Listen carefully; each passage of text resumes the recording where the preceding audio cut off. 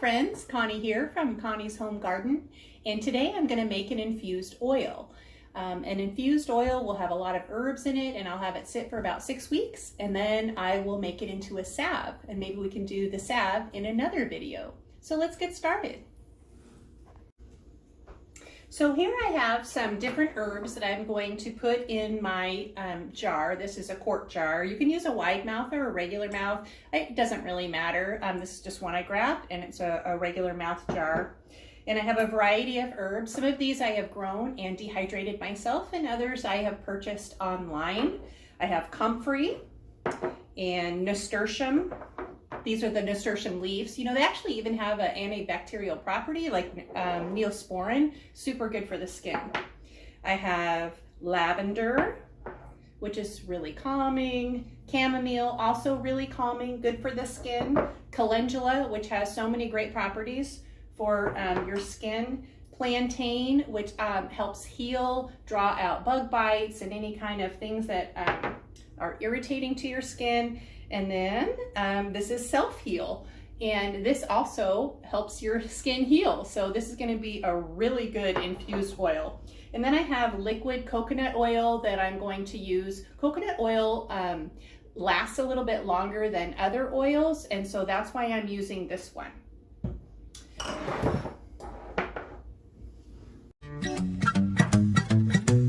plan is just to use equal amounts of each of these herbs in my jar.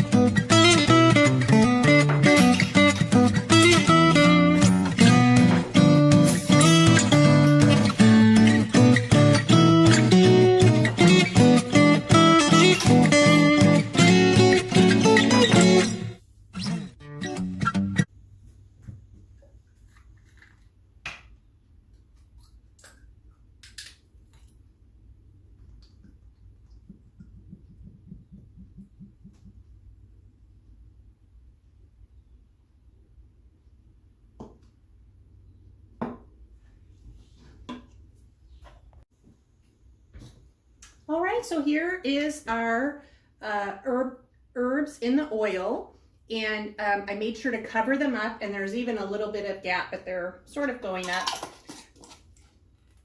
You want to shake them in there and get it really shaken up. Whenever I think of it, I go by and I will shake this up. I've also written on the lid what this is, which is going to be my herb infused skin oil, which I'm going to use for a salve, and then today's date, so I'll know when I will need to strain this out so that I can add my other ingredients and make it into a salve. So that is how you make an herb infused oil. I'm just going to put this on the shelf, shake it every time I walk by or a couple times a week, and then in 6 weeks I'll be able to use it to make a really nice skin salve. It has so many good ingredients in there. It's going to be just a really nice healing salve for the skin. Thanks for watching my video. I hope you enjoyed and learned something new about making skin salves. Live well and keep the faith. Have a great day.